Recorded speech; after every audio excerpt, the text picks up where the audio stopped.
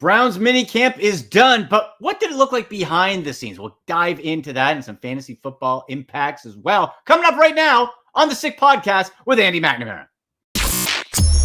Turn up your volume. Because you're about to listen to The Sick Podcast with Andy McNamara.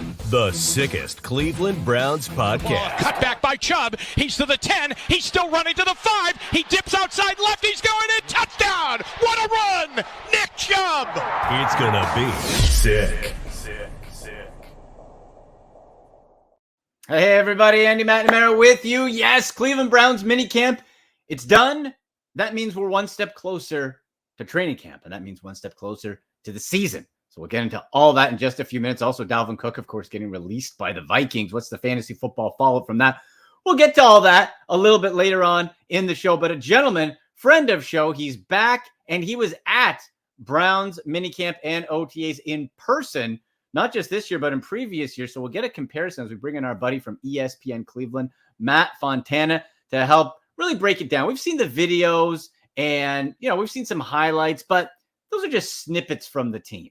Right. So how does it look when we actually talk to somebody who was there in person? So let's bring in Matt and say hello. How's it going, buddy?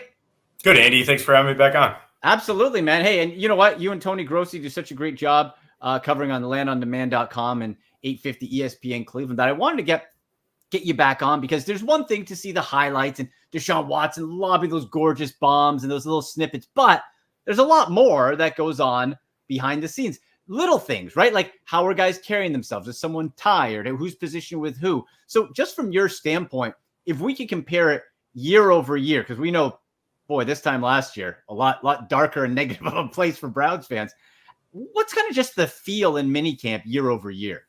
Yeah, I mean, I think you hit it right there. It's a lot different just knowing that DeSean Watson's going to be playing in week 1, that they're not waiting for this ruling to, talk to Coach Stefanski, to talk to DeSean about just football. And the questions don't have to be about what he's planning to do with Jacoby Brissett and then how you're going to turn it over, and then talk to Watson and ask him about how much time he thinks he might get off. So it was very football driven, which is obviously what you want it to be.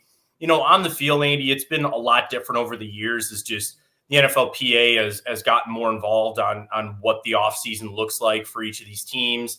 We know a lot of the OTAs are voluntary. The minicamp is mandatory, and the Browns, according to coach, had all 90 guys here for the 3 days of minicamp. Not all of them were on the field. Some were, rehabbing injuries. Other guys were working inside, but they had attendance for that. I thought they had really good attendance, for the OTAs being voluntary. I think the biggest ones a lot of people talk about, Myles Garrett, Bitonio, Nick Chubb, David Njoku weren't there, but I never got a sense of alarm from the team. And I know people want to try to read into, you didn't have this guy here or that.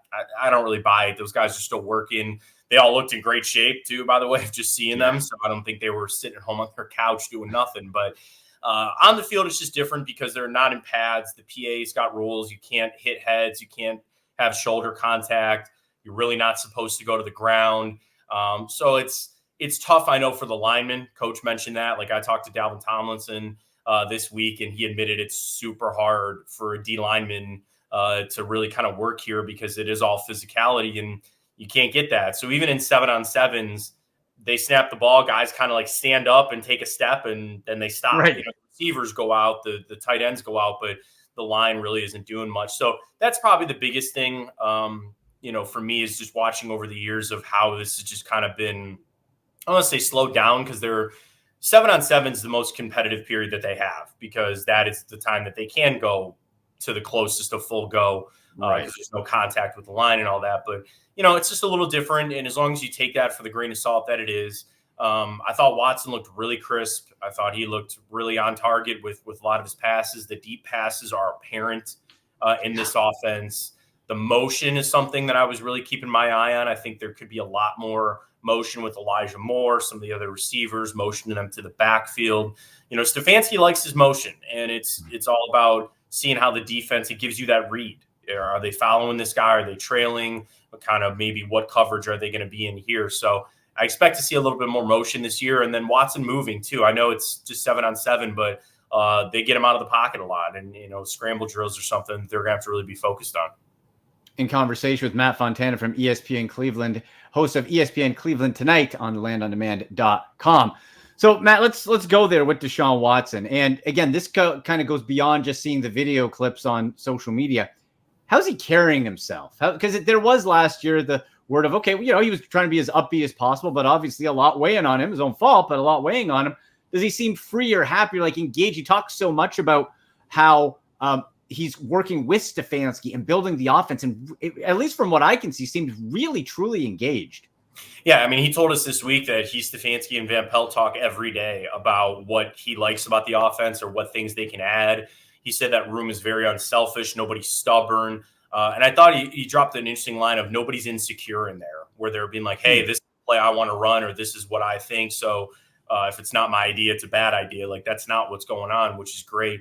I think for DeSean, he spoke a little bit about it of just, being able to be comfortable of just talking football. Like, I'm sure that's got to be, a weight off his shoulders, as you said, self-inflicted with what happened last year and the suspension that he served. And I know there's still a couple outstanding things on the legal side of it, but his answers are to those. And there were a couple questions, just, you got to talk to my legal team. So I think there's probably that relief a little bit and that comfortability to say, I can just focus on football and to know that he's going to play week one. Like he doesn't have to wonder about how many games he's going to be suspended, that he can really gear up his off season normally, because last time it was how much is he going to play in the preseason?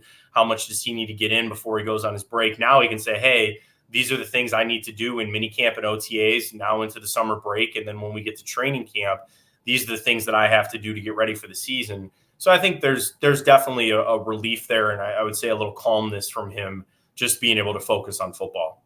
Right. And learning, again, essentially, in large part, Matt, a new offense, because it is a collaboration, what he wants to do. And that passion kind of comes out. I want to put my fantasy football hat on for a moment with you here, because fantasy footballers, the owners, what do they want to know? The volume, right? So who do you think is going to be DeSean Watson's guy? Immediately, Amari Cooper jumps to mind, but you mentioned Elijah Moore in motion more. Boy, he looks good, man. I'm hooked. I'm sorry. Yeah, and I'm biting. There's a little there. There's a little something there, I think, with Watson. And it's tough because now Watson didn't play the whole year, we know, and didn't have all the practice and stuff. But I think it's, you get a new player, an electric player like Elijah Moore. You want to throw him the football. You want to kind of to get that, bank those reps and to get it. So I would say, he throws a lot to Elijah Moore. I'm with you. I'm probably Amari Cooper. You kind of wonder about Donovan Peoples-Jones, because when Elijah Moore got added, I think a lot of people in the fantasy world would ask, okay, whose targets is he going to take? Because there is so many to go around. I would think maybe that some of those might be the sacrifice of Donovan Peoples-Jones. Amari Cooper, when healthy, and he talked about this, and I think people know about that core injury, but I don't know if they know exactly how debilitating it really was for him last year and how hard it was for him to finish the year out with it. So now that he's back to health, he said, God willing, he's going to be good to go for training camp. So starting the year healthy, I don't know if you're going to really take targets away from Cooper. So the answer would be probably Donovan Peoples-Jones. David Njoku might be the one to get the bump too. Like I think the red zone targets, there's just so many comparisons to be made about elite quarterbacks that have elite tight ends. And Njoku has made comments, and we talked to him about this week about the Mahomes to Kelsey and trying to get to that, because that's the pinnacle, right? You talk about the pinnacle of the quarterback tight end right now. It's Mahomes and Kelsey. And I mean, that's a lofty bar, but I think that's something they're going to try to get to. And Njoku's got the skill. He's paid like a top tight end. Watson's got the skill. He's paid like a top quarterback. So I would say of anybody, probably Elijah Moore, David Njoku would be the two that I would look at to probably boost their numbers the most playing in the system with Watson. Boy, and for how thin in fantasy football tight ends are, Matt, boy. And joke, please. It's Kelsey and nobody else. That's it, right? So, you have Jordan Akins floating around, but that seems more like a complimentary piece. Now, the other question, of course, is, all right, and people, us Browns fans, we love us some running backs, Matt. So there's Nick Chubb, the beloved Nick Chubb. I kind of get the feeling that even though this is going to be more pass heavy, obviously, maybe a fresher Nick Chubb, almost in the same conversation that we talked about with Myles Garrett, not being on the field as much, but can be fresher and therefore more impactful throughout a game. Is that the vibe you're getting, or what should we be thinking about the usage of Nick Chubb?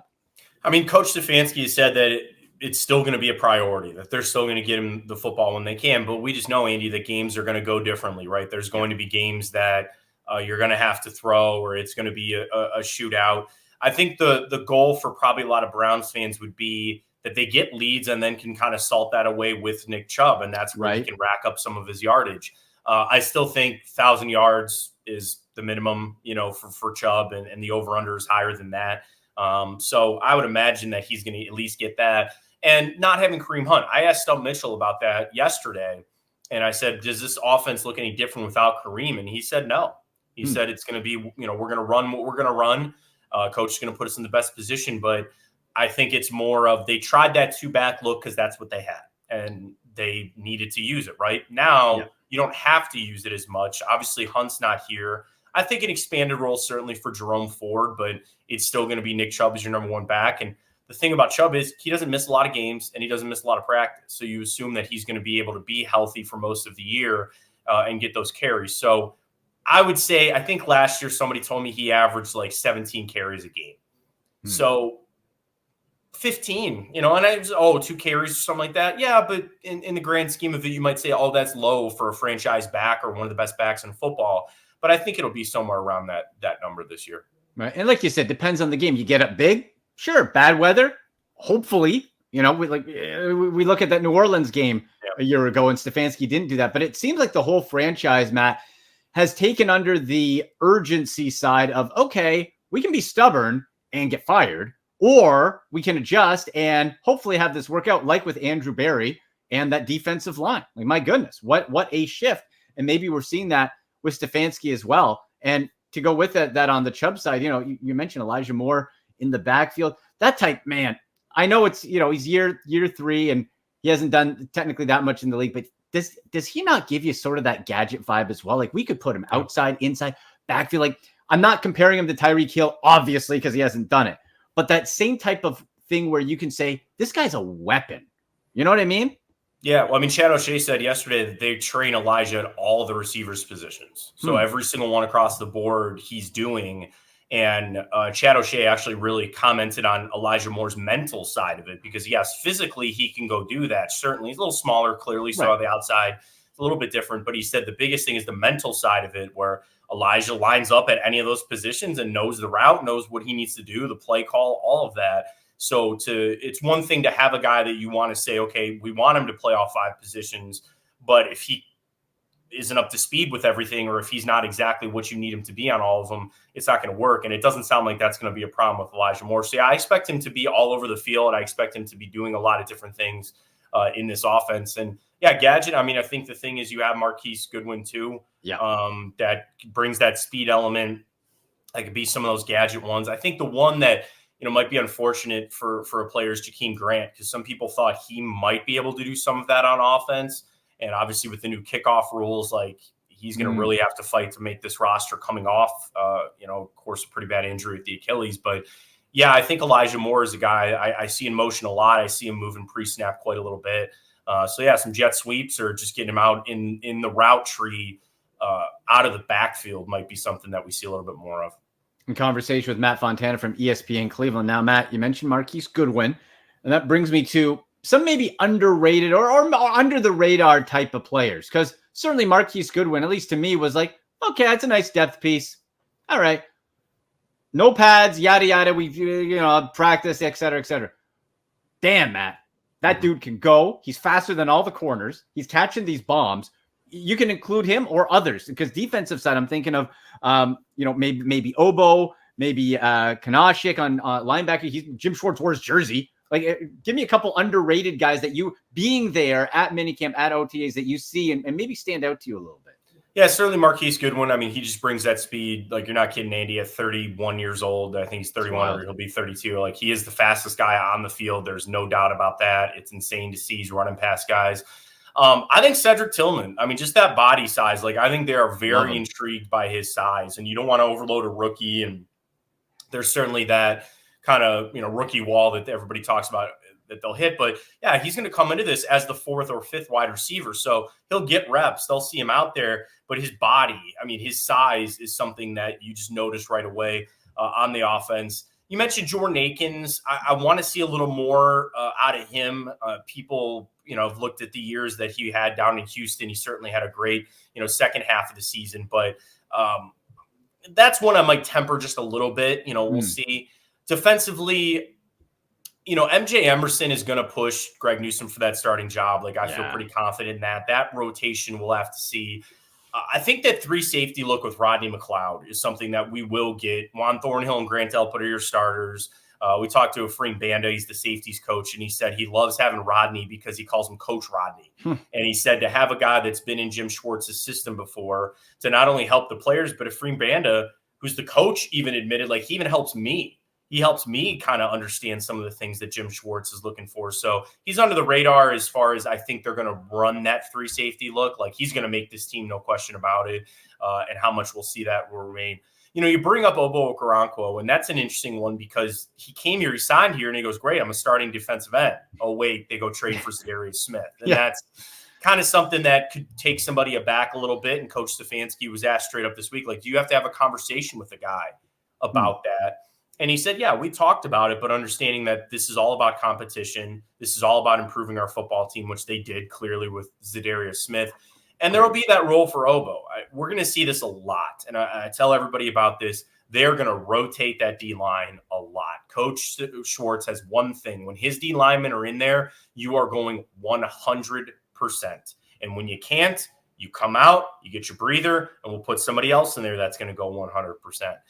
The snap count for Miles last year was over 70%. Yeah, I think 80%. Maybe even 80% of the defensive snaps he played. Because the question was actually right. Because the question was, do you want to see him? We asked Ben Bloom about, do you want to maybe see Miles more around 70% of the snaps? And he kind of said, yeah, that's probably a number that we're looking for a little bit. So that's maybe where Obo will get some snaps too. And there will be, they call them sometimes the NASCAR package. You're going to see Zadarius Smith, Obo Okoronkwo, and Myles Garrett on the field together. Myles or Zadarius going inside to rush up the middle, and then mix in your Dalvin Tomlinson or mix in another D tackle to get that push. But you're going to see those guys on the field at the same time. So I think Obo certainly, the linebacking core, Kanashik's in there right now just because Anthony Walker and Sione Takitaki aren't cleared yet, coming off their injuries. Walker's probably going to be ahead of Tak just because his injury was so late in the year. We see both those guys. They work off on the side. Will remain to be seen kind of how much they do in training camp or where they're at. So, right now, Kanashik's your starting middle linebacker. He's it. I think Jacob Phillips, will probably push for a little bit of time too, maybe in that Mike role. And then Jeremiah Wusu-Koroma is an interesting one because I think they want him to put on a little bit of weight. As it's gone on, that's always been something since they drafted him. What's that perfect weight for him to play at? And he's unfortunately ended his first 2 seasons on IR each of the first 2 years. So to get him healthy and then try to, Jason Tarvin, linebackers coach, said, we want to put a little weight on him over this break. Good weight. Because he needs to be just a little bit bigger, a little stronger to kind of shed some of those blocks. So, the linebacking core is a very interesting one just because they have a lot of guys, but I'm not really sure they have somebody who stands above the rest. So that'll be another position I think that rotates a lot just based on passing versus running downs. Yeah, it's got to be, Matt. I think one of the biggest improvements is you got to have sure tackling. Last couple of years, how many times have we just seen guys just missing tackle? That's not going to fly under Jim Schwartz. I don't know about you. Do you just feel more confident, as a fan and observing this team, with Jim Schwartz in there? With Joe Woods, I always found myself going, well, if and I hope. And if you have too many ifs and hopes, nothing happens. With Schwartz, it's this guy's won a Super Bowl. He's been a head coach. He's done it everywhere. I feel confident that he's just going to get it right and get the best out of everybody. So that's, again, talking to the players. Dalvin Tomlinson said this is the most simple yet aggressive defense he's ever been in. Fantastic. And Rodney McLeod of Jim Schwartz, he said he will demand the best out of you. Now he cares. He said of all the coaches I've had, he's one of the top as far as caring about the players as people and getting to know them on a personal level. But he goes, he will demand the best out of you. And we certainly hear Jim out there. He's loud and he's not afraid to get up on his guys because he knows what he wants to see. And the clock is ticking to get this system installed. There's a brand new system for a lot of these players, brand new to the coaching staff. There's a lot that he needs to be able to install. But I think the simplicity of it where, last year, and Denzel Ward even kind of made the comparison of like last year, it was a lot of, okay, this play is called, the snap, and then you're reading what this guy's doing, and then you're doing this and that. He said, in this defense, before the snap, you have one job, and that's it. Do your job. That's it. Your job is to either cover this guy, you're in this zone. So he said it's really kind of hard to have miscommunication because you know exactly what you're supposed to do before the snap. I'm assuming that's just what Jim Schwartz does. I don't think that's something that they read into last year of all the miscommunication and said these are the changes we have to do. I think this is probably what Schwartz's system is. But for fans that were concerned about that miscommunication, it sounds like that's not going to be a problem because it's almost built that there won't be any. Yeah. You're kind of foolproofing it yourself, just keeping it nice and simple, but aggressive, which is important. All right, Matt, last one for you here. Not going to hold you to it, but going in to the summer, win-loss prediction. What do we got? What are we feeling? I think the Vegas odds, what are they at? About 9-ish? Yeah, 9.5? I've seen 8.5, 9.5, or 9.5 around there. They got to win double digits, I think. Definitely. And then you kind of sort out where the playoffs land for there. But I feel pretty confident in that 10-11 win. So I'll stay positive and say 11-6. I always say there's a game they're going to win that they're not supposed to, and there's a game they're going to lose that they're not supposed to. Yeah. So as you play, everybody plays the schedule game, and you circle a lot of the big division games, certainly. You talk about some of the out-of-conference games with San Francisco, which is going to be massive.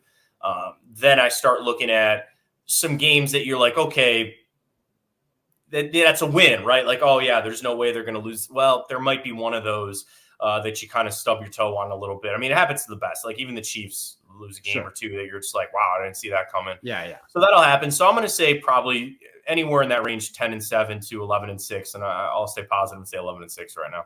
11-6, let's do. I hope they win that week 3. I'm heading down for the Titans game. I kind of look at the schedule. It's like, that's a winnable one. So I'm hoping they don't. That might be that one we were just talking about, right? Like, no! Like, oh man, that's the one. But I agree with you. That should be a win. And I think this team is kind of off of what they've seen, even as a collective.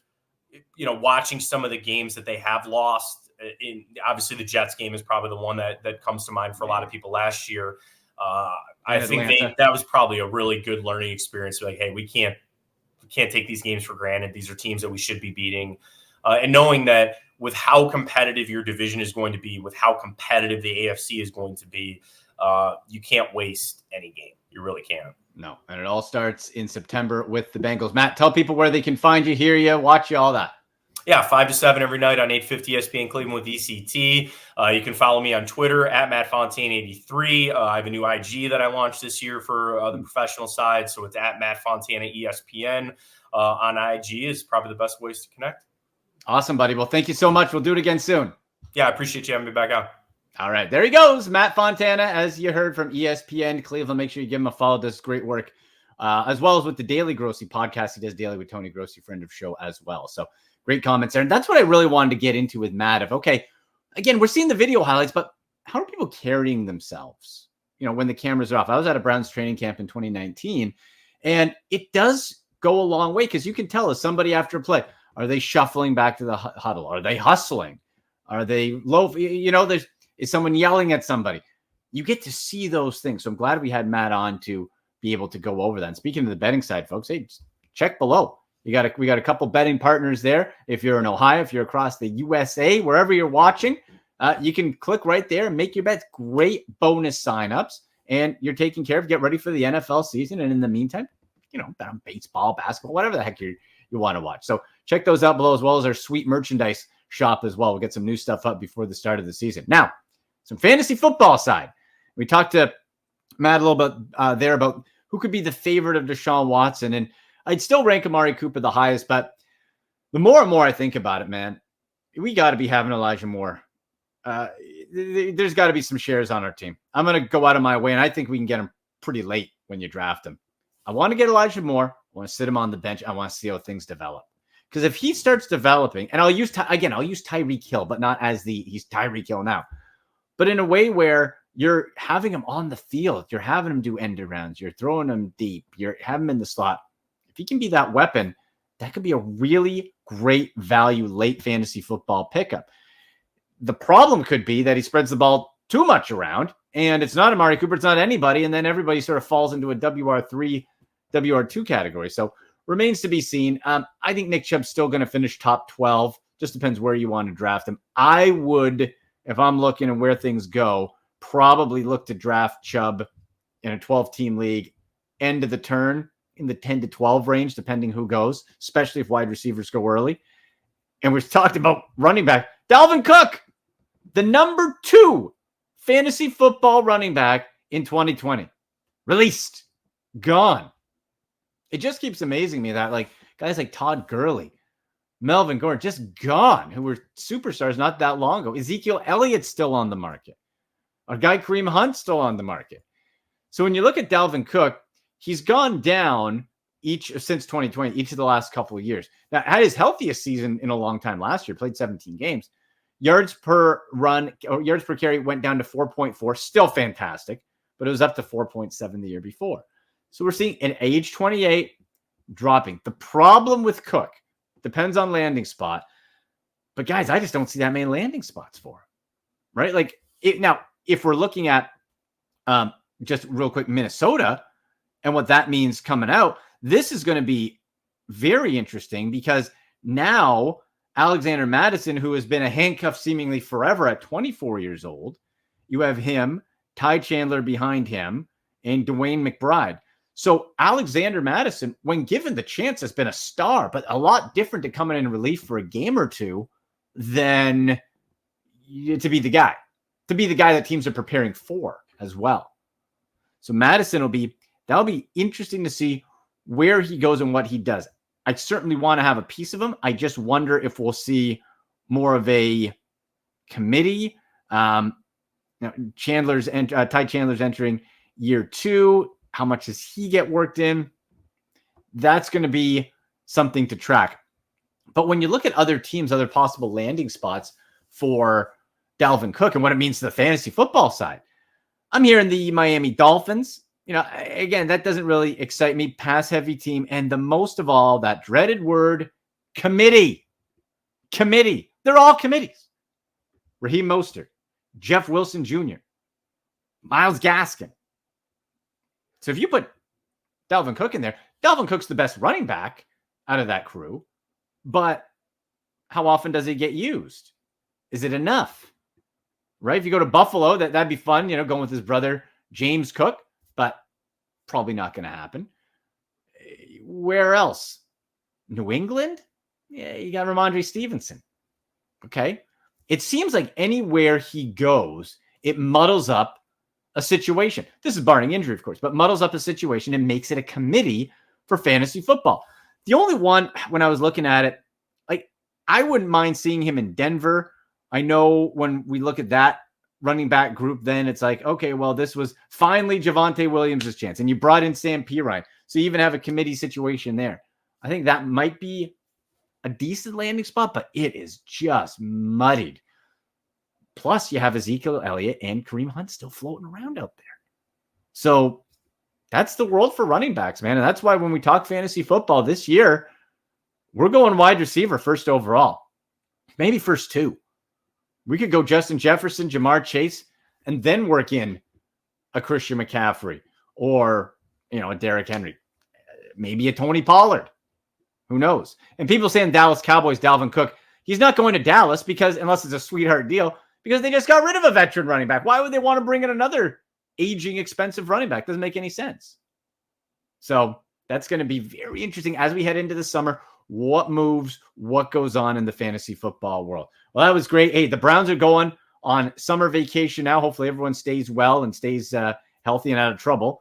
And then we'll get into training camp and see how that progresses. So thank you very much to Matt Fontana. Any fantasy football questions, folks, or sports betting questions, just use hashtag AskAndy on Twitter at AndyMC81, at SickPodBrowns on Instagram, at AndyMCSports. Click the subscribe button. We love that.